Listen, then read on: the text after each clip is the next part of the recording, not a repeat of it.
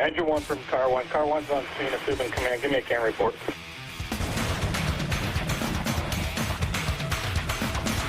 What's up, everybody? This is Mike Goldstein, Stickers of the C.A.N report. Nozzle Tov. Coming at you with Ash Shapiro, Hartford, Connecticut. We have Capital City Industries, LLC. I'm pumped. I'm pumped to have you on. I'm pumped to have him here. I think a lot of people know who he is, what he does. He's the man with the lids. He's blunt, but that's what I like about him. He's to the point, and he's got a great business. He's got a great product, and I wanted to have him on, talk about training, talk about what he does for Capital City Industries, and just everything about him. So, Ash, my man, thank you so much for being on the C.A.N report. Oh, thank you for having me. I really appreciate it. Yeah, it's my pleasure, man, and a privilege. I really do appreciate you. If you have not subscribed, clicked like, please do it. It helps to let me know that you're listening, that I might be doing something right.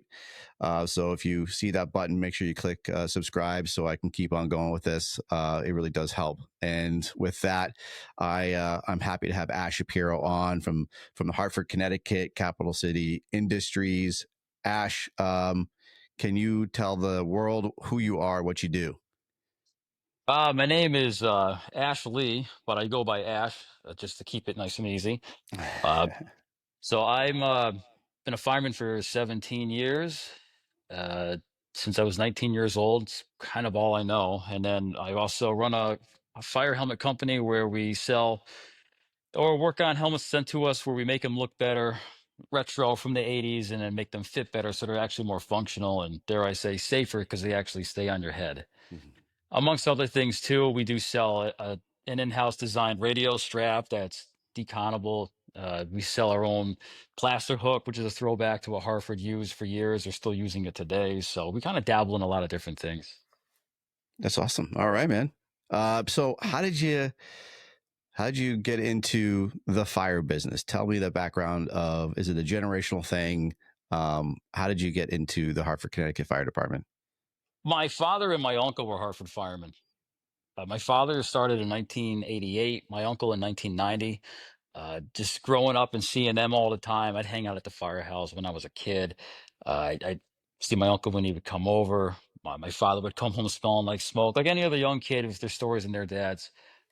So that got my interest. I used to ride all the time when I was a kid, when I was a teenager. And, I honestly thought I was going to be a cop, but that didn't pan out exactly how I thought it was. I kind of learned that cops can be assholes sometimes, and I didn't want to be a bigger prick than I am already. So, but when I turned 18 out of high school, they put on the Hartford fire test. So my father said, you should take it. At the very least, just take it. It was a great decision. It's literally the only test I've ever taken, which I do feel really bad for guys that have taken tests over and over. And it sucks, but I got real lucky. Right out of high school, I turned 19 years old and the academy started. And I've been riding that train ever since. Wow. And what's your position right now at the Hartford Fire Department? Right now, I'm a lieutenant. Mm-hmm. Probably Wow. be there for the duration of my career. You love riding that seat. I liked riding the seat I was in before as a driver. Mm-hmm. I wasn't bullied into taking the test, but I was heavily influenced to taking the lieutenant's test and scoring well enough so I could retain a position on the company I'm on. Mm-hmm. And again, by the grace of God, I've just been really lucky. So I've landed on my feet every time. That's awesome. Yeah. So it's a family tradition to be where you're at now in this department. Yeah, I would say. Was it kind of a lot to live up to, having the legacy, if you will, of having your father and your uncle coming before you? Yeah. Of course. I got on as a young kid. I was an idiot. I don't know if much has changed, but I always had to, when I was younger or the early years on, I had to listen to the stigma of, you're not your dad, you're not your father. It's like, yes, I know I'm somebody entirely different. I have to make my own path, so bear with me. But yeah, I mean, I would see him on calls because we were on the same shift together for a couple of years, going to some of the same fires together too. And all I ever wanted to do was live up to the expectation of what he wanted to see or what other people expected me to be, which was hopefully as good as him. So yeah, I would say those were pretty big shoes to fill. When you joined the department and you started really getting deep into it, and you have your whole family, well, not your whole family, but you got two solid members of your family on there. What's it like at your family functions? Is it all family talk? Is it you driving your other members of your family crazy because you're always talking about fire related stuff? Like in my house, because my father-in-law was on the job, his father was on the job, my brother-in-law is on the job. So like sometimes all of our conversations at family functions is literally just talking about work or just talking about the fire calls we've been on. For a long time, it was like that. I haven't seen my uncle in years now. He's since parted ways, doing his own thing. Call it family problems or whatever. But Mhm. for the longest time, when we were all together, yeah, there was nothing but fire stuff, fire department problems, contractual issues. Hey, listen to what this idiot did, or all the stories that I'm sure everyone else is used to. But yeah, Yeah, that's all it was. that's cool. Now, we were talking earlier. Your dad does more than just he was on the Hartford Fire Department. He's also a pretty good instructor as well. So, Yeah, he's getting around. He's actually teaching state fire marshal. He does that on his off time now. I mean, he is retired. I guess that's the only thing he's doing besides babysitting. So rephrase that.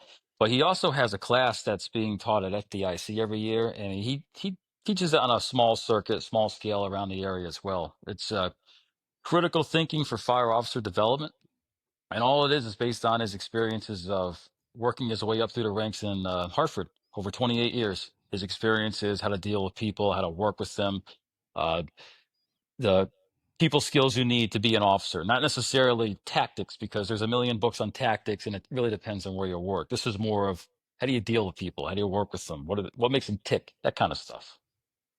did that help you as you came up in the fire service and learning about leadership? Is it helped you to be the officer you are now? Yeah, I would say anytime I had an issue or something, he'd be the first person I would call. Hey, what should I Mhm. do for this? How would you handle this so I know what to do? So having that insight and a direct path to his brain has been very, very helpful. And if I couldn't get the answer from him, I would just call around until I got a good answer that helped me out. But most of the time, it was coming from him. What is some valuable words that he's or advice he's given to you that maybe you could give to all of us about leadership or being an officer? Uh, it's putting me on the spot for sure. He's Sorry, got a man. bunch. Because it's I a lot, like mean, you said, there's a lot. I mean, you live with the man and you've worked with him, and but is there just like whether it's from his teachings or fatherly advice, like of how to be treating people right, and the officer type of thing of not being a dick into to your whole crew, like how do you keep well, that? the best thing I could say to that is probably two, which it's been talked about in our little inner circle amongst friends many times, but I've heard him repeat it before, and it does make a lot of sense. You take yourself seriously. Well, I'm sorry, I'll rephrase. Take the job seriously, but don't take yourself too seriously. And all that means is go to work, do your job, do what has to be done, manage your people, but don't look at yourself as a supreme leader. You're just another one of the guys. You just paid a little more money to do the paperwork, make sure the overtime is in, the payroll's all set. You're there to manage them if they need it, to reel them back in, but let them do what they got to do. Don't take yourself too seriously. Have your fun at work as well. It doesn't have Mm, to be cut and dry. This is the way it's going to be every day. No, because then guys aren't going to like you. They don't want to work for a guy like that. yeah, yeah. If you're So kind of yeah, a slave driver, you're not going to get any respect. They're just gonna, I guess, kind of avoid you if they can because they know that you're just going to constantly put them to work for every minute of the day. yeah, nobody wants to work for a boss like that. Yeah. So So you definitely have a great mentor. You've had multiple great mentors, obviously, in the fire service, and you're still continuing strong, loving the department, loving the job, and then you've developed into having your own company, the Capital City Industries. How did you get into, for lack of a better word, the love of helmets and everything that goes along with it? oh, well, that's actually not too hard of a question. Uh, the helmets behind me are old school helmets from Hartford. That's all I saw growing up as a kid. Old 5As or N5As. My father, I mean, Chris, I could show you here. Uh, this is one of them. I remember when he got this helmet, it was a replacement around 1999, maybe. But, helmets had a certain look to them back then. And I was Hmm. a kid seeing this, the way that this piece looks, the stickers, the brim shape, the way that these things fit, they just go on like a ball cap. Uh, that is what I expected to get when I graduated the academy. And what I got was something totally opposite.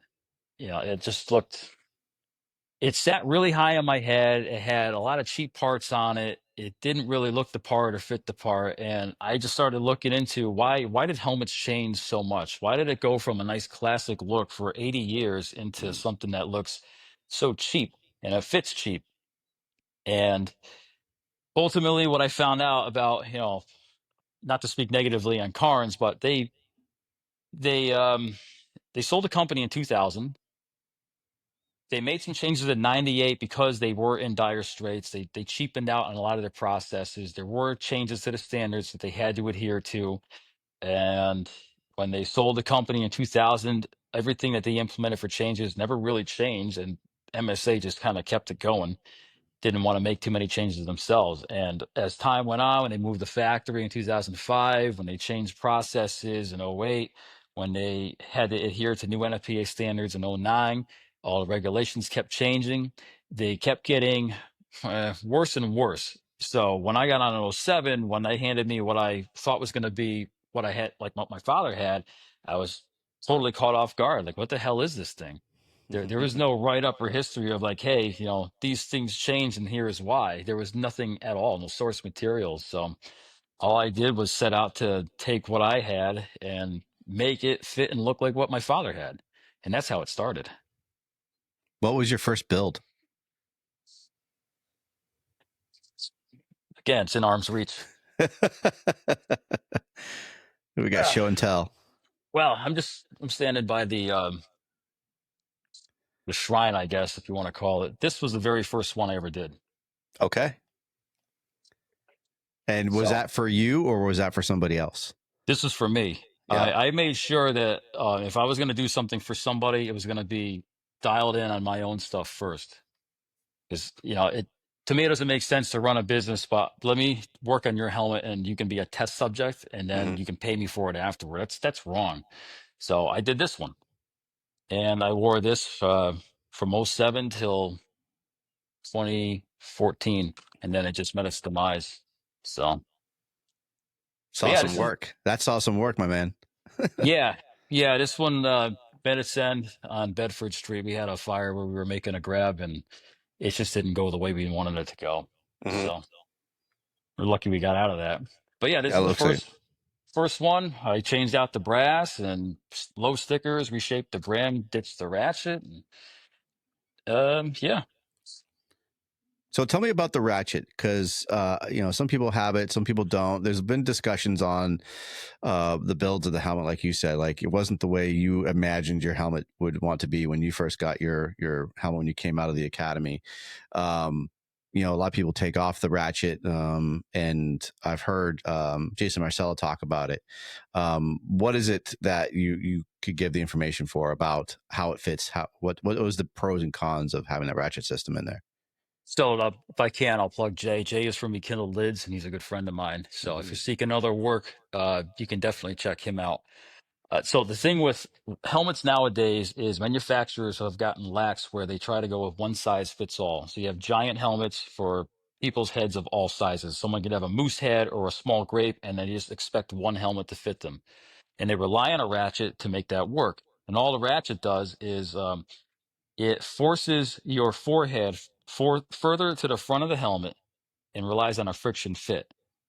But you have to have a high ride for it because the ratchet arms will actually dig into your ears if you have the helmet riding very low.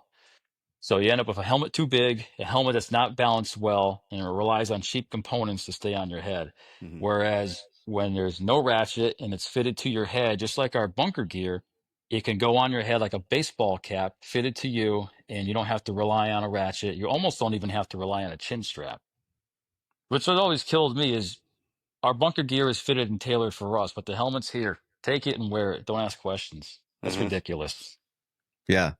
It's funny you mentioned that, like, we spend so much time to get that fitted, and the most important thing everyone talks about is what's on top of our head. And that, like you said, that's just, here you go. And, hope it stays, and hope it, they don't care if it's going to wear comfortably. That's, I think, one of the biggest things we wear at all times. It's on our head almost. It's longer than anything else we have. We wear our packs for short periods of time. We usually wear our gear for short periods of time, but our lid is what we're wearing constantly. And you want that good fit. And like you just talked about, having that ratchet system, just digging. I've worn lids where it moves forward, and it just, so, especially when you're wearing glasses, like, it is uncomfortable when I don't have a good fit and I'm wearing that ratchet system. It digs in my glasses, and it digs right forward, it sucks. Oh yeah, it's terrible. Like anything else we do, the bunker gear has gotten heavier, the air packs have gotten heavier, and the helmets have gotten heavier, and that's on your neck. And all that fatigue adds up.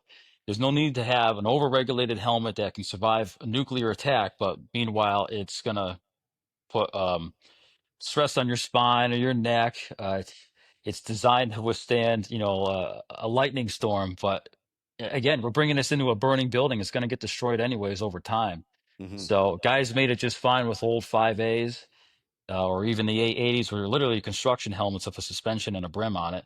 And now we have things where they have built-in iPro, unnecessary.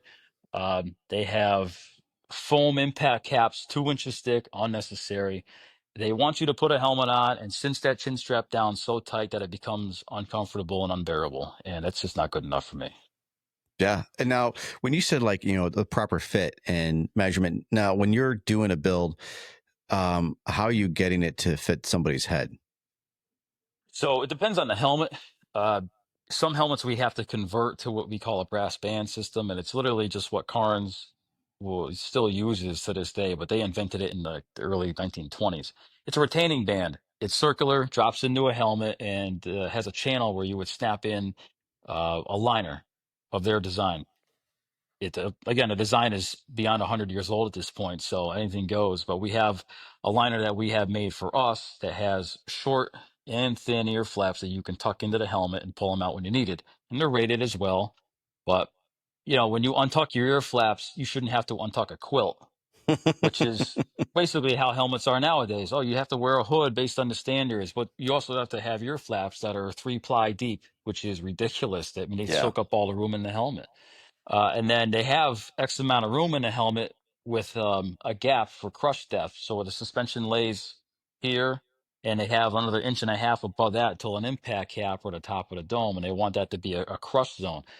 In order for that to crush down hard enough, you would have broken your neck already. Hmm. So between lengthening a suspension, swapping the liner out, the liner that we use is adjustable, so you can dial it in based on the size of your head, and there's no ratchets. So you get a nice helmet that would sit on top of here, and now it goes down to here. And you could bend down, look around. You could untuck the flaps, put it on your mask, and it locks in really well. And again, the chin strap, you don't have to cinch it down so tight to where you're choking yourself. Hmm. It's all we're doing is recreating what was already good back in the 60s, the 70s, and the 80s. Yeah. And then when all the regulations were introduced, it all changed. Now, I know there's been talks about the deep suspension system, Yeah. and that seems to be really beneficial as well. For people who aren't familiar with that, what is that? It's just a matter of taking out the stock suspension and putting a longer one in. And, it all follows back to what's a safer helmet. I mean, yeah, I do hate the fact that you're going around the features that the manufacturers put in, not only to cover you, but their own ass. But at the end of the day, if the helmet doesn't stay on your head, what's really safer? Ours when it does stay on your head, or theirs where it's basically relied on, again, the chin strap or the ratchet cranked all the way down. Hmm. So. Okay. Now, all these are different components. So you can, when we contact you and I want a certain build, is it all pieced differently, or can you say, if I bring in my helmet and I say, hey, I want just a deep suspension, do you do that as well, or do you do it has to be one complete build? You can ask for just one component, but I make recommendations. So I don't. If you send me a helmet, if it's mailed in, I want you to make sure that you're not spending money that you don't need to, or why the helmet leaves here the way it should. if that makes sense. Hmm. Like I've had guys send helmets in, hey, I want a new brim or I want a new brass band. It's like, hey, man, we don't need to do any of that because everything on your lid is fine, and we can save you a couple $100 that way. I don't want your money like that. Yeah. But if someone says, "Hey, I want your new liner, but I want to leave my suspension stock," all right, the helmet's going to fit a lot better with our liner, but it's not going to fit as low as it really should, and you're not going to reap the benefits of what we can offer. So then I'll make the call, or one of my guys will, and we'll make a recommendation. Like it's here, not to make a sale, but we do recommend this. You're not going to be dissatisfied by it. That's awesome. So I love that it's not about the almighty dollar. Like you're showing like hey, I'm here for you. I want you to be happy with the build, and I don't need to soak every penny out of you just to add whatever component I feel like is going to make me the most money. Yeah, Um, I'm not in it for the money. Neither is my wife. Neither are my guys. Like, everyone enjoys getting paid. We make a little bit of money for the services we offer, but at the end of the day, we know the mission. We're firemen. It's blue collar. Most of us are still broke or barely making ends meet. The cities don't want to give us raises. The contracts are shit half the time. So why charge more than we need to? If we're mhm. supposed to be looking out for each other with this brotherhood, then we are looking out for everyone as best we can. If you don't need something, then let's not do it. Yeah, I like that very much. And just so we talk about more components, so we get over the lid thing. Impact caps. What's your thought on those? And what, like, again, for people who don't know what all of this stuff is, to educate the masses, what is it, and what are the pros and cons of that? So it's a funny subject if you're a helmet geek, I guess. So impact caps are, at least as far as leather helmets go, for Carnes, they have a plastic cap with a foam layer on top of it. That gets shoehorned into a helmet, and the way the helmet works is the leather dome does the primary protection. Now, when they test these things, God forbid the energy gets through the leather shell and it penetrates, the foam and the plastic act as a second barrier to keep anything else from passing through. Well, essentially, if you put these things on a test dummy and you put sensors on it, uh, whatever hits the helmet, if it passes through the dome, the leather, the impact cap is supposed to slow any of that last remaining kinetic energy down.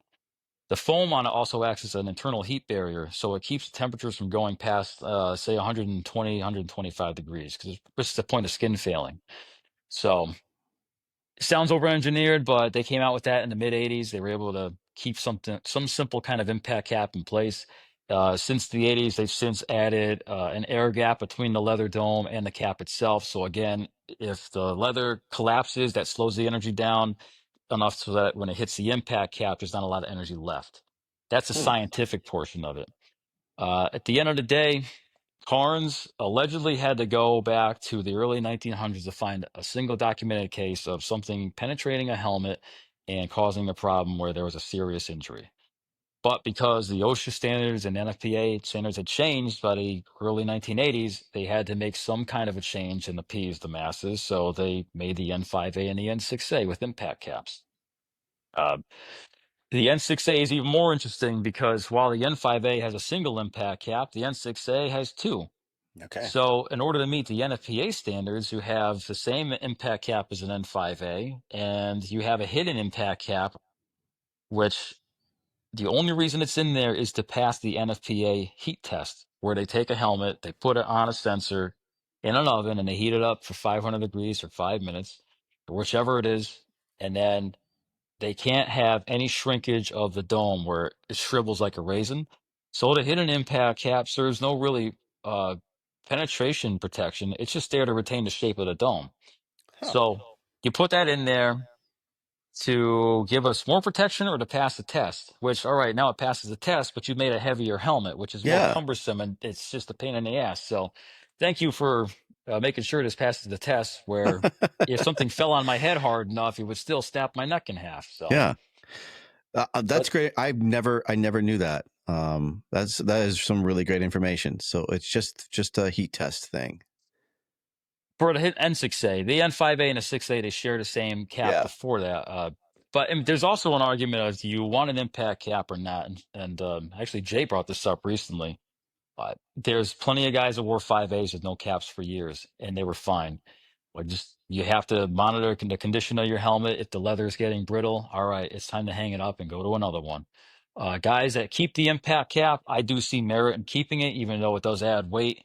It doesn't allow for the best fitment at times because sometimes you want to go as low as possible and you're limited by the depth of the cap. Ultimately, if you wear like an N5A or an N6A, the condition of the leather shell will deteriorate with use and fires. So if you plan on wearing the helmet for 15, 20 years, the primary protection is in the leather. And eventually there's a paradigm shift where your leather is so deteriorated that if anything's going to get through it, which it might, then at least the impact cap is there to still save your ass. So there is merit to using it and keeping it, but that's if you're trying to ride it out to the sunset with one helmet and it's just beat to hell. If you're not going to use an impact cap, if it's time to get another one, just hang it up and get another one. Yeah, right. And the NFPA is there. What is it? 10 years for leather? Yeah, it's 10 years based on the data manufacturer, and even that is personally, it's kind of laughable because if they're worried about degradation of materials, then swap out the liner. Like the UV rays that'll break down whatever there is, Nomex or the polyurethane. Uh, there's, there's nothing that's going to fall apart in a leather helmet in the course of 10 years sitting in a box.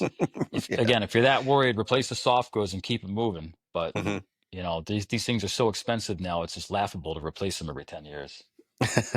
Now, for your company for lid work, how far out are you for your for getting something done? We schedule all the work in advance, so if you want something done that's really simple, hey, I need a liner swap, or liner and suspension, maybe a new piece of brass to hold my front shield on. We can get that in and out of here in a week. That's an easy job.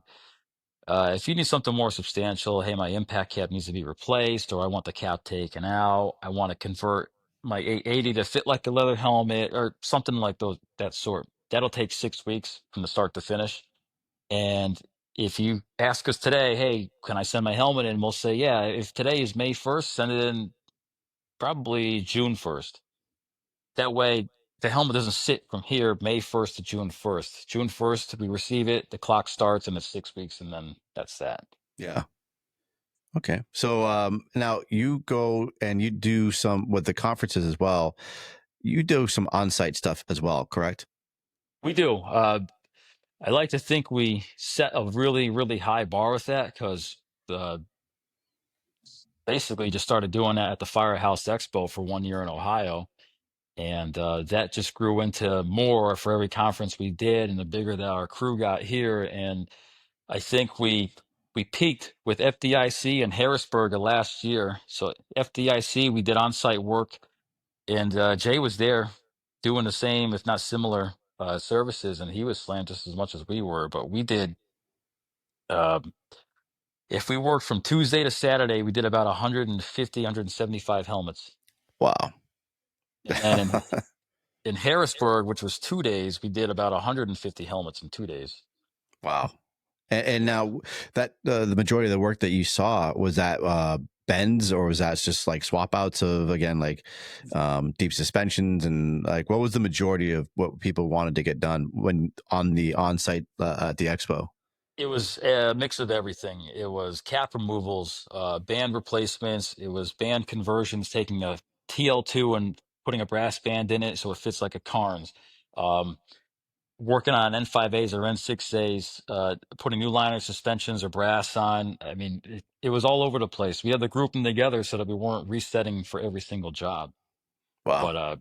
But to do that many over the course of 2 days, if there's other people attempting it to try to copy the service, good luck to you. I mean, I have a really solid crew and I'm thankful for that. But like I said, I think we set a really high bar with that. That's amazing. That's a lot of work. And how many people do you have for your crew? Man, I don't have enough fingers. There's me, my wife, there's Quentin. My father does help. So then there's Allie. There's about 12. Okay. Yeah. That's pretty big. I got a That's good impressive. mix. I have a mix of Hartford guys, and then I have my wife here full time. She's got a person she worked with at the old ambulance company she used to work at. She's here full time. And then the other half of my crew is pretty much New Britain guys, and there's one oddball from Manchester. Great guy. Not to call him an oddball, but uh, it's funny. I have half New Britain guys, half Hartford guys, and New Britain is just a smaller city that's a couple blocks away from Hartford. Okay, that's awesome. Now, on your social media, you do a great job with talking about your products, talking about the proper fit. I love the fact that you show how you have customers come in and you do it yourself, how to put it on your head, and the fact that you're leaning all the way over and it's not coming off, like you talked about. Like, you don't even need your chin strap if you have a proper fit. And I love that you're educating people. You're not only just selling the product, but you're educating them with how to put your helmet on, which I think is interesting. Like, again, shout out to Marcella as well from Rekindled. He does the same thing. And when I went to him to get some fitting for my helmet, I really love the fact that he talks about that, and he makes sure that he wants to see it on your head. And the same thing that I see you do is your clients come in and I want to see it on your head. I want to make sure that's fitting right. I want to make sure that it's sticking on your head. And then you also talk about decon. That was a hot topic a few months ago. I thoroughly enjoyed it, and I think a lot of people thoroughly enjoyed it. So it's not just being salty, like, because you guys, from what I see from Hartford, you guys do a lot of work, and you talk about the fact that I still have to decon my stuff, and that includes the helmet. So can you talk about a bit of deconning for your lid? Well, this is going to probably piss off a lot of people, but And again, I'm not like I trying to stir the said, pot, but I want to make sure people understand about decon and what goes into it. oh yeah, sure. So a lot of people, they shit their pants when they see a dirty helmet. And you'll have chiefs saying, well, you wouldn't work for me if I saw that helmet, or I would take it away from you. Yeah, the helmet gets dirty. It's just part of the way the fire service has been for 100 years. You have a dirty lid. It used to be we had dirty gear. Everything was dirty. We've gotten better to the point where you at least wash your gear. Mm-hmm. The guys have gotten really good about it. But it's gotten to the point where you have to have clean calves, and you can't take a feed. You can't be anywhere near any carcinogens whatsoever. So there's just like, where do you draw the line? If there's one tradition that some guys still appreciate, even though they know it's probably not the best one, like I've admitted, is having a dirty helmet. Well, oh no, sue me later. I really don't care. Uh, I can always wash my hands after holding my helmet, but at the very least, I always encourage guys, wash your helmet liners, because you're so good about washing your gear, but you'll see guys that have the nastiest liners possible. They haven't seen a bar of soap in a day of its life.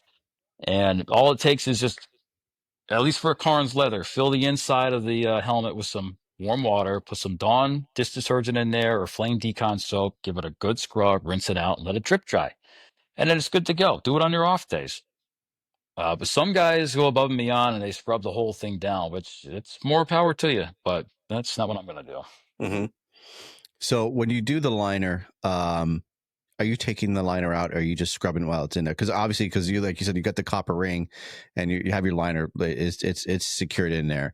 Is there anything that's coming out of the interior of your helmet to help decon that?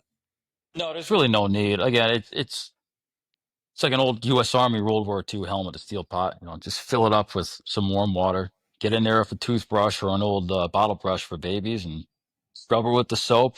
Rinse it out really good. Rinse, pour, rinse and pour. Repeat that a few times. The water will come out brown or green, and once it starts to come out clear, just wring it all out and let it drip dry. That's I, it. I like that very much. That's a great tip to do.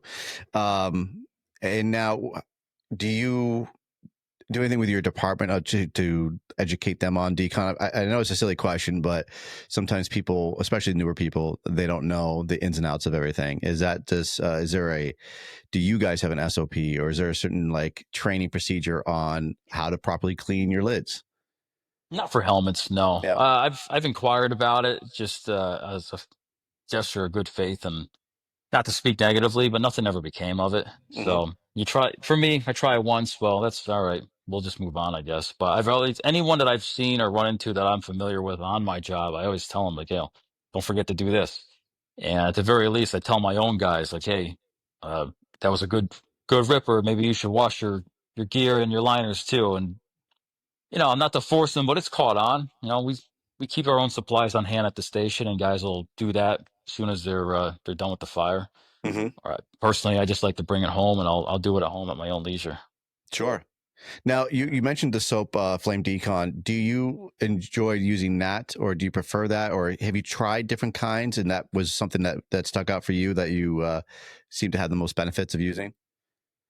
Ah, I forget how I ended up with the soap. I think I got a sample pack and Hmm. I tried it after one of the fires we had. And, I used to enjoy that smell. You take a nice hot shower and the smoke would emanate from your hair. And, I'll come to find out, like, hey, guys, it's not good for you. That'll kill you later. So, all right. But none of my other soap is taking it out.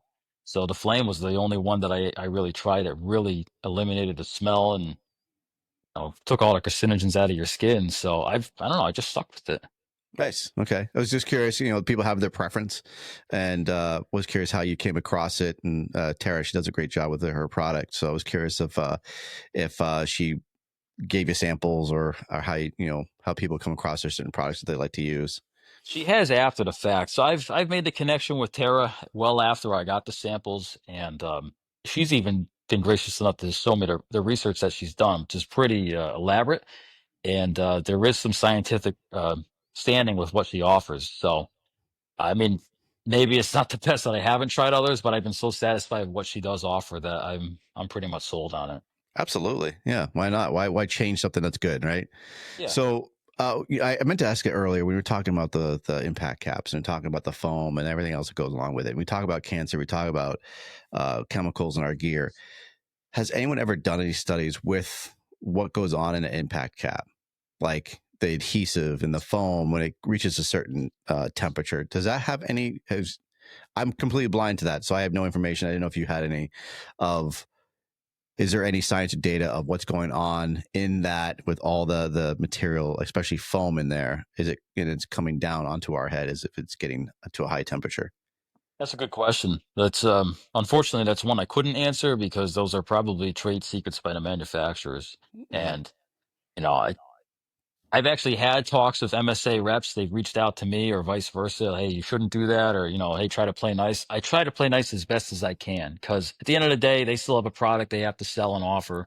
Sure. Sometimes there's goofs and whoopsies with the ones that go out the door, and we'll try to make right on our end and fix them. But certain things like that, I can't speak on their behalf or something like that. That wouldn't be right.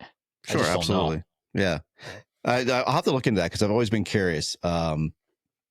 As we were talking, like, man, that's foam. That's got to have some bad shit in it. So I'm curious of what the melting point or the whatever that would come out of it onto our head. So, I can tell you um, one thing: if your cap and the components inside your helmet are melting, you got some serious problems. yeah, I guess I used a bad word of melting, but just off gassing, of just being in some an environment that's bad, and our gear off gases, and I'm curious if that has anything to do with anything. So, Wouldn't surprise um, me if there's some forever chemicals in there somewhere because yeah. everything has it. I Mhm. really don't know. That's all. Now, with the other products that you have a great radio strap that you've been promoting as well. How did you come across that? Like, what would inspired you to make the radio strap that you have? What inspired me for that was I had a Boston radio strap, the company Hmm. Boston Leather, and every time I would come out of a job, I felt like my shoulder was on fire. So I would putz around with, do I use the pocket on the turnout gear doing a Hmm. search? Radio fell out one time. All right, I'm never doing that again. So I would use the radio strap, and I hated the fact that it would dig into my shoulder, it would ride really up high on my neck, and then the last thing that really sold me from something else is I could never clean it. I'd wash all my gear, I'd wash my uniforms, but I would go and put on this dirty ass radio strap. And what do you do? All right, well, I'll scrub it down and try to soak it in soapy water, but at the end of the day, it's everything is just impregnated in there. Hmm. And I didn't like the fact that if I needed to use it with my bunker gear, I had to have it hang really low. And when I'm doing a day-to-day thing, a daily drill, or we're going over rope rescue or something, I don't need this thing swinging around my knees.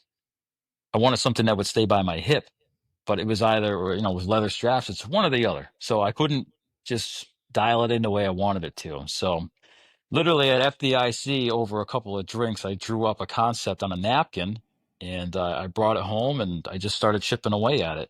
And we ended up creating a nylon radio strap, which there's others on the market and they have their own merits. By no means am I looking to compete against them, but we have one where it's fully adjustable on the fly, so I can have it at my hip or I can drop it down to go under a bunker coat instantly, and I can just bring it right back up. It's a height that's adjustable by the user when they first receive it, and then they have a quick adjust on the front. They have the ability to wash it and decon it because it's military grade nylon. They can move their microphone loop from anywhere on their chest all the way up to their shoulder. It's infinitely movable. So the functionality you get for it, the modularity, plus the anti-sway. We have an anti-sway strap that you can take a female receiver. It's just a Cobra buckle, and you put it on your uniform belt in the morning, and the tether strap hangs on your radio holster. When you want to use your anti-sway strap, instead of screwing around with a trigger snap, fighting for your life, you just click the Cobra buckle together. When you're done, you unclick it with one hand, and it's just a quick connect in and out. And we have spares of those where you can connect from uh, your bunker pants to your uniform pants on the fly. And then we have our radio holster where it's adjustable for the radio height, a little side pouch pocket. I mean, if you look at the thing, anyone that's from the military or has been around military surplus gear from the 80s and 90s, you look at this thing and it looks like a rifle sling. So that's kind of where my inspiration came for it. But I think the biggest compliment that we get about it is the fact that people always tell us, I cannot believe how comfortable this thing is. I'm never going back to leather. Oh, nice. I like that like you some of the things you mentioned. With my leather strap, I always feel that it's either falling off my shoulder, or like you said, it feels like it's digging into my shoulder. Yeah. And I feel like with yours, it would move less and have because it's a wider band, and I like the fact that it's going to sit more comfortable on your shoulder.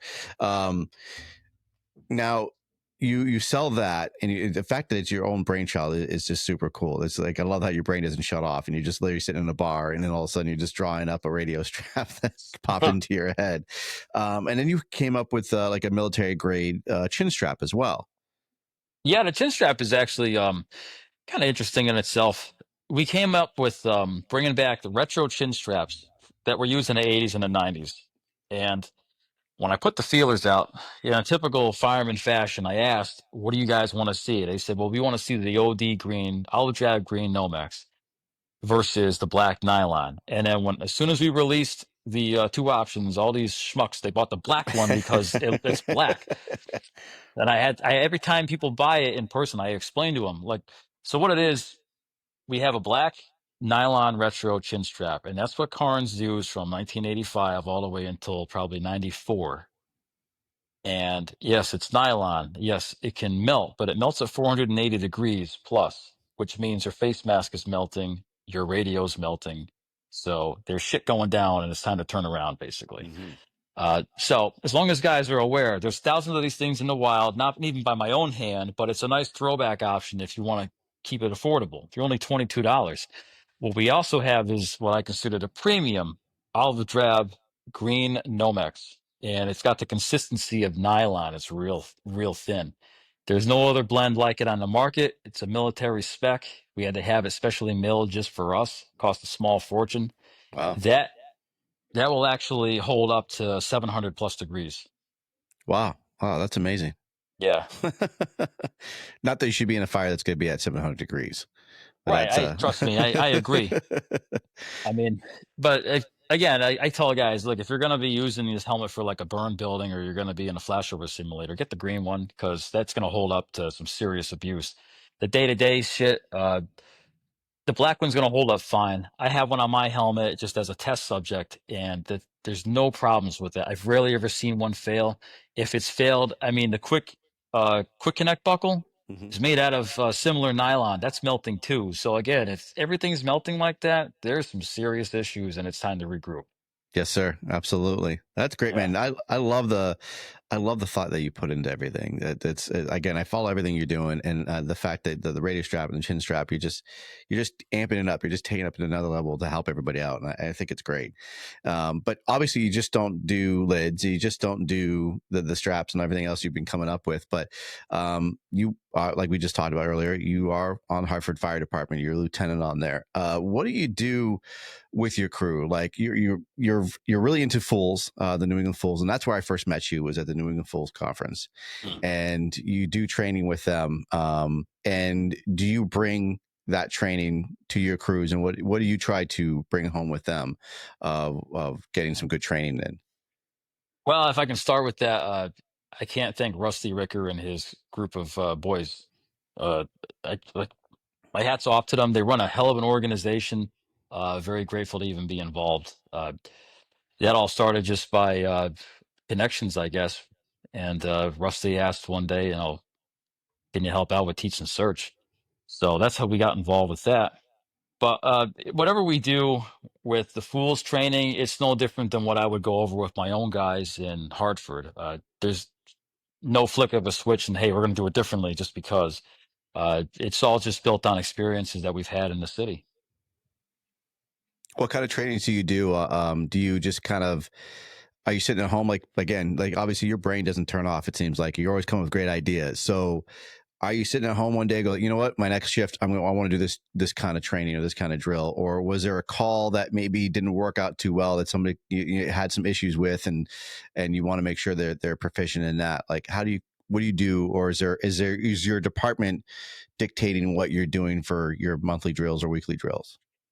Well, they have a monthly training calendar, which I use more as a guideline of what they're looking for. But as long as you get a 2-hour drill in by the contract, then you're fine. But I've always instilled it on my guys. I had a very interesting scenario that when I had my guys assigned to my company and my my shift, we got a lot of new guys at once, and not new guys in the sense of they're probies. We had 5, 6 year guys that we had reassigned to us because of a mass exodus. But the second they got there, I drilled it in their heads every day that we're at work. We're going to do something to make sure that we get good at what we're doing.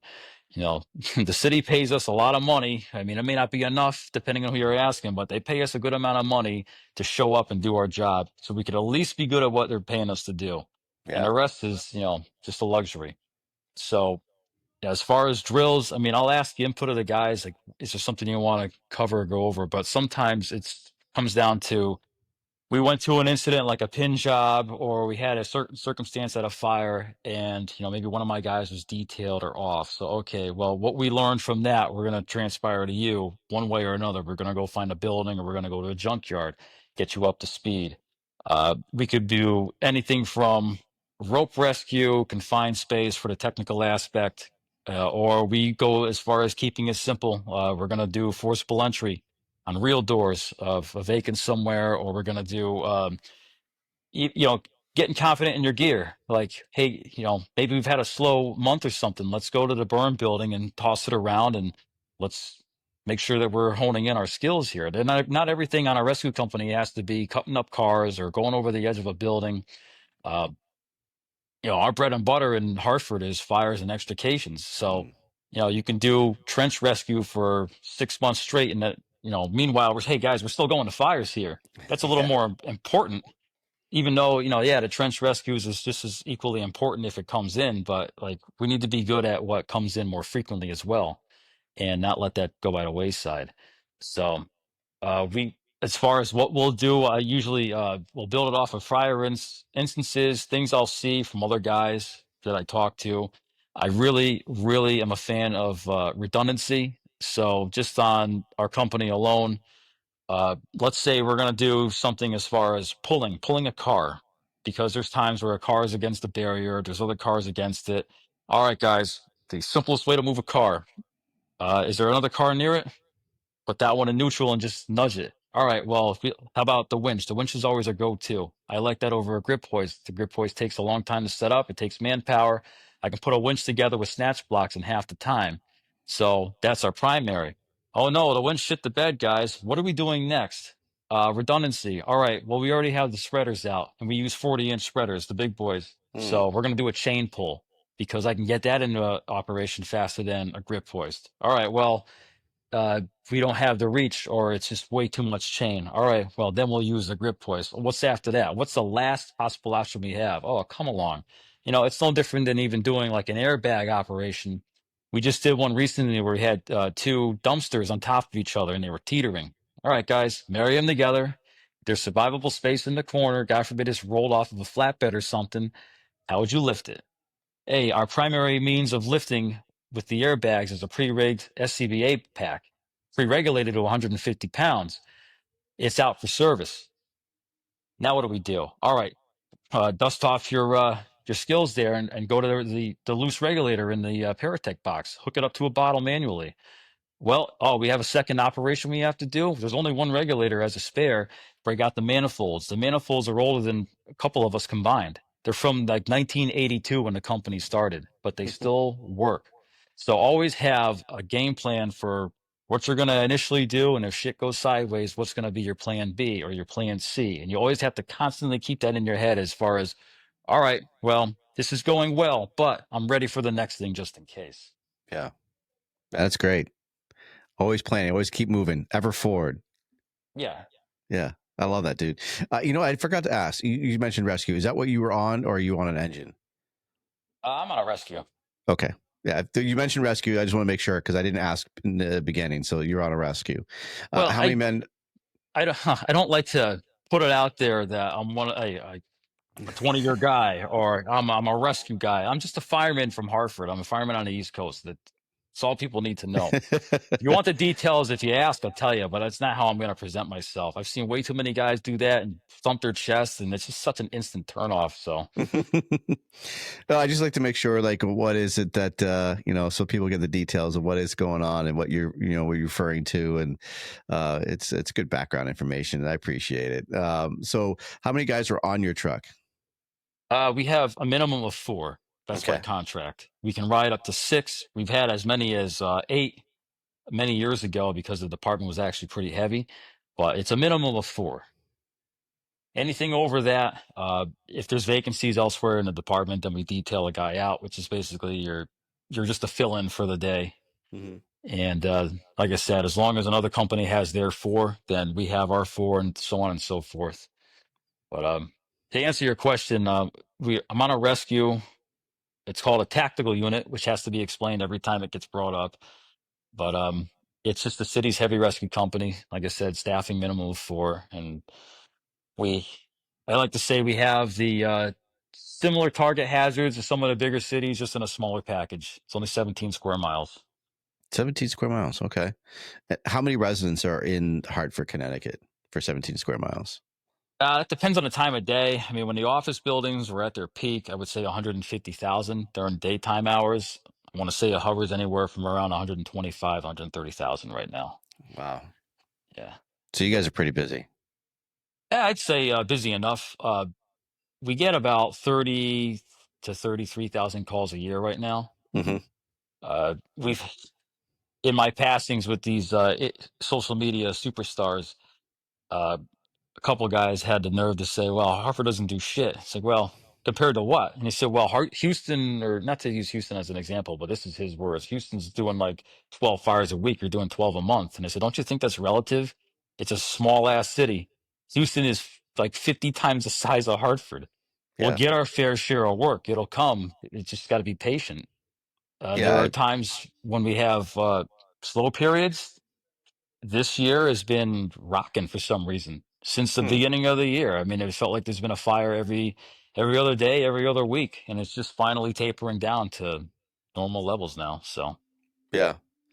Yeah. No, Hartford, I mean, it's not that far away from where I'm at. So I know that you guys are a busy city. It's a lot going on. And, I mean, 17 square miles doesn't sound big, but when you see Hartford, it's pretty big.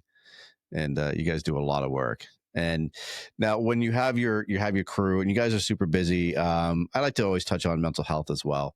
What do you your thoughts on what do you do to help people with that? How do you look out for your crew? Because honestly, I'll bring it up again. Like you have you have a lot. It's inner city. Hartford is you got a lot going on, Yeah. and you see a lot of shit. How do you deal with your crews that are dealing with a lot of, there might be some bad calls or bad environments, and how do you, as a leader, as an officer, how do you help them out? Honestly, you talk about it. You don't try to press it too much, but have a few laughs with it if you can, depending on the incident. Like, I mean, if it's something involving a kid, like you got to ask guys, do you need help? Like, can I get you a resource? But most of the time, it takes a crazy person to do the job. I think we all know that. And sometimes there's things where someone will get rattled and they end up calling you after, or you reach out to them. And sometimes it's just a matter of, Jesus Christ, did you see that guy's? Holy shit. And you end up chuckling about it after. And once you break that ice, you break that barrier, then people start to open up and like, yeah, gee, I don't know, should we have done this differently? Or they start to open up and speak their mind. You have to get them talking, I think, is the best thing you can do. Yeah, that's great you say that. I firmly believe that. Like I've mentioned it before, when you get really somber on the calls, and I've mentioned to other people who don't know really what firefighters are, and when you see us laughing or on scene of something that might have been pretty horrific, it's because we can't sit there and stew in the dark about something that happened, that's so tragic, and we have to, if something all of a sudden just makes us laugh, we need to relish in that and actually break out in laughter, because that, like you said, it's going to get them talking, and it's going to break that ice, and it's going to get people to just open up. It literally is, could just be just talking about it within your small group, and that little icebreaker really helps to alleviate that horrible call. It might not take care of the whole situation, but at least that crew and your guys can keep going on and feel a little more comfortable with each other instead of trying to walk on eggshells. Well, that's just it. If you let them compartmentalize it, they will, and they'll just keep it to themselves. If you open up to them like, "Hey, that was pretty interesting. I didn't know a human body could look like that. What do you think? Right, right." And sometimes they'll open up. Sometimes it takes a little bit more time, but just the general chit chat and having the guys together to discuss what they saw, uh, kind of puts everybody on the same level. Mhm. We had a really nasty one a few years ago. It involved the 84 East Tunnel, where there was a head-on collision with a tractor trailer and a minivan, I think. And the people inside the minivan were obliterated. Hartford, for whatever reason, they called out the assignment for obvious reasons to extricate or do EMS. Well, there was an active investigation because it was, four dead bodies. So what do you do? Well, they sent everybody back, and then they called the TAC back out hours after on a shift change. So we didn't even go to the initial response. They just called us out after the fact and said, "Hey, the coroner is here. The investigation is complete on their end. They need you to cut the bodies out and bag them." Like, bag them? Isn't that your fucking job? You want us to bag them too? Mm. So we had to cut the bodies out, spill them into the body bags. Some of them, well, one was intact, another was totally mush. Another one had a leg blown off or an arm blown off. And all right, but hey, by the way, scrape up those intestines while you're at it. Okay. So one of my guys took a couple pieces of plastic, scraped that up into the body bags. Like, hey, it's kind of fucked up. This isn't our job, But Yeah. whatever. This is what they told us to do. And when you have uh, an extrication like that, the protocol is you have an engine on standby with a dry hand line. How many guys did it take for a dry hand line? Just one. One guy. So after that call, we're like, "Hey, you see the fucking engine company? How many guys were on it? You had four guys on a dry hand line. Clearly, they didn't want to help. They were scared shitless of what we were doing. Yeah. It's just a funny thing to see. You start breaking balls like that, and the guys open up, like, yeah, it's stupid, but you understand where they're coming from, or even taking one of the bodies out. Again, it's horrific the way it went down initially, but you laugh about it afterwards. One body had three limbs. There's four of us. So I'm looking around. Hey, everybody get your limb before you get shit out with nothing. So I got an arm. One guy's got a leg. The other guy's got a leg. The other guy's looking around like, uh, what am I supposed to grab? Well, sucks for you, don't it? No, grab over here. We'll help you out. And you tell them about it after, like, yeah, I know it sucks, but this is how you maneuver through something like this. It's horrific to see, but try to find the not the happy thought, but I hate to say it, some kind of humor in this where it eases the mind, Mhm. and you'll get that by having the guys talk about it, talk to each other. Yeah, absolutely, man.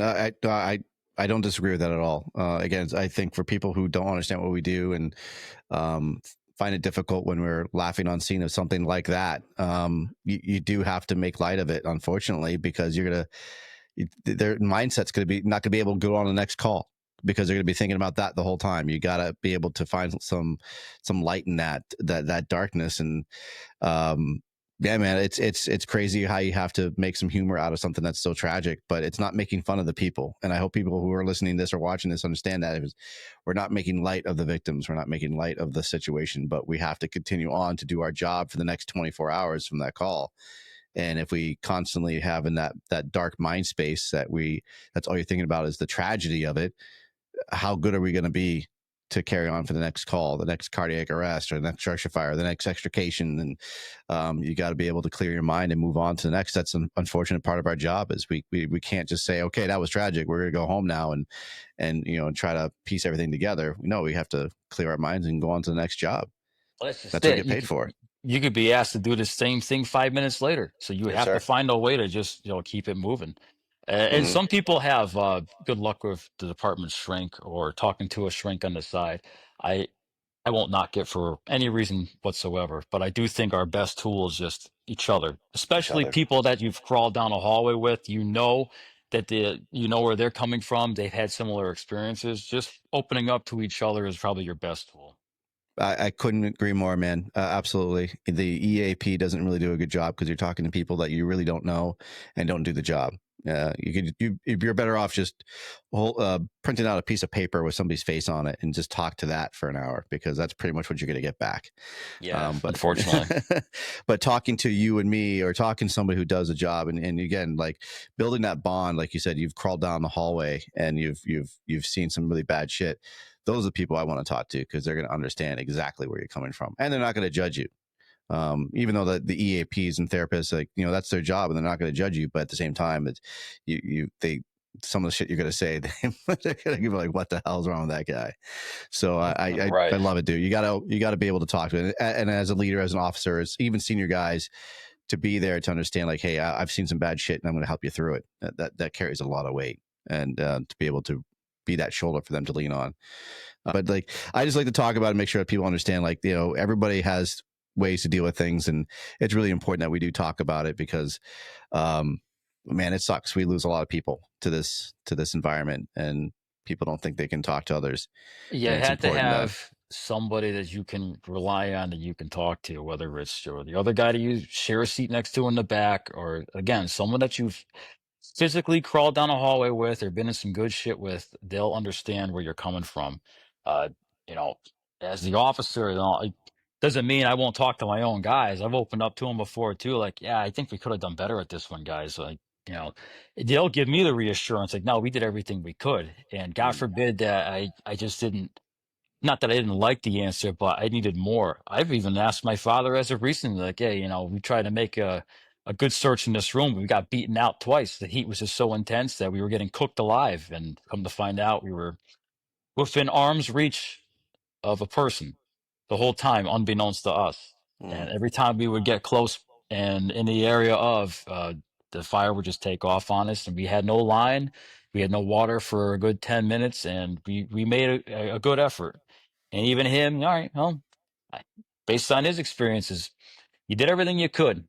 You got there a little well after the fact. There was an elderly resident. They were, I hate to say that, were they alive when they got up there or not? But the fact that you couldn't even stay in the room and you tried multiple times to get in there to finish the search and got beaten out twice with no line, you did everything you could. And to hear from someone that's been there and done that, uh, you get the reassurance that you need. Yeah, absolutely.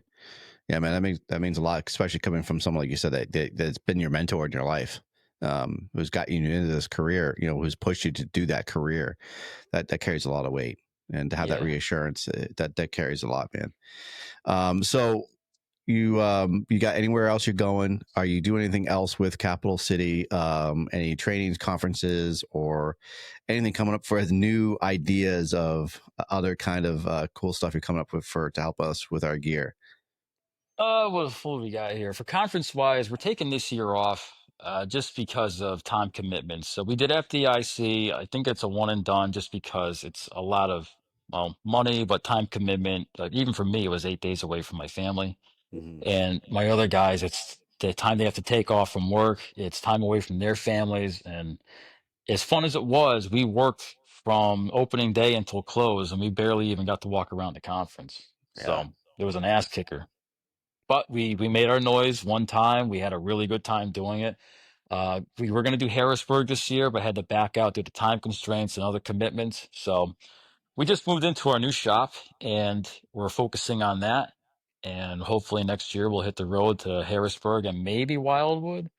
But right now our focus is going to be to dial in the facility we have here so that we can do like a shop day or a shop weekend once a year, where if you guys are in the area or want to make the drive, because we have guys as far as like Pennsylvania driving up here to have work done, we'll set aside a one day or maybe a whole weekend where everyone is welcome to come up here, check out the shop.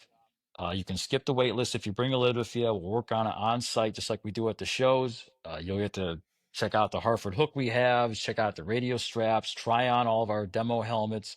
You get to see my little mini Hartford museum that we have going on here, and you can also take a ride in our tower ladder if you want. I So was you get just a going to bring nice, that up. You have a yeah, couple of trucks. I do. That wasn't the plan to have two, but I do have two. That's a great idea. I love the open house idea, man. That's great. And you brought it up, and I completely forgot. Tell me about the hook. So the hook, that got a lot of flack when we first brought it back because it looks like an ice chipper or a lawn edger. And I'm not disagreeing with anybody because it's true, it does. But somebody in Hartford back in the early 1900s figured out that a hook that has a half moon shape with two sharpened sides on it can blow through plaster and lath with chicken wire really easily. And that Hmm. was a Hartford specific tool all the way up until the mid 90s, when they all really just started to fall apart and break. They had wooden handles. The heads were all different because they were torched out of plate steel and ground down to shape.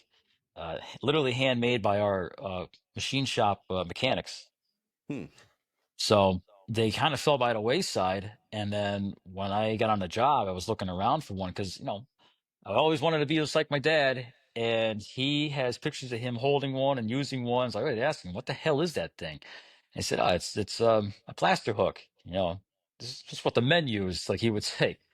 So I searched high and low, and somebody ended up giving me a spare old head for one. I think it was Captain Dalton at the time, and I just started using it. I replaced the handle and started using it, and was pretty impressed by how easily you could stitch through sheetrock. You can blow through plaster and lath. The chicken wire and plaster and lath is a ball breaker, so this cuts right through it. It'll do tin ceilings. I've taken roofs with it. Uh, Wow. it it works, and it's like any other tool. If you know what you're doing and how to use it, like a New York hook or a Lockwood, you're gonna just destroy shit as long as you know what you're doing. And I always say, Sure.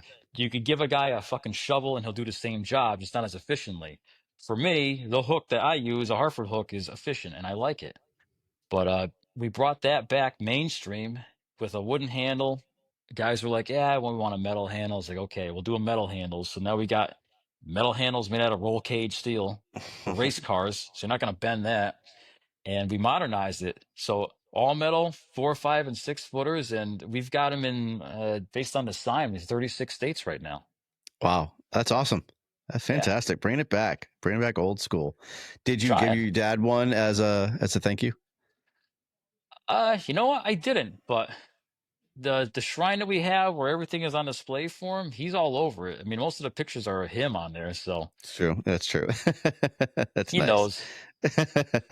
That's great, man. I love it. That's great. Thank you so much, Ash. I really appreciate you taking the time to be with me tonight. You have it's an awesome product, an awesome company. You're doing great work. I really appreciate you. And honestly, I love how open, honest, and blunt you can be with everything that you do in life, and that's what really wanted me to to contact you and get you on here just to hear your point of view of things, because honestly, you and Marcella remind me so much of each other, because he's no shit kind of guy as well. And he's going to tell you the absolute truth, and you might not want to hear it, but he's going to let you know. And I really appreciate what you're doing. You being so honest and upfront with what you have going on and what you do for work. And I just can't say enough. Thank you so much. No, I really appreciate it. Thank you for the opportunity. Yeah, man, you're doing good stuff. Everybody, Ash Shapiro, Capital City Industries LLC. Make sure you look him up. He's got some, like I said, we talked about the radio strap, we talked about the chin strap, and his builds, and the Hartford hook. Great products. And again, I don't get paid for any of this. This is just stuff I've seen, I've watched, I've looked, I've read into it, and he's got some good stuff that he's not going to steer you wrong. And like he said, when you're looking for a build or you're looking to modify your helmet, he's going to steer you right. He's not trying to make money off of you. He's trying to make sure that you have the best thing on your head. So look him up if you've got any questions. He's on social media, Instagram. He's all over. So just hook up with him, and he'll get you to the right place that you need to be. Anything else that I left out there, Ash, that you want to include or anything?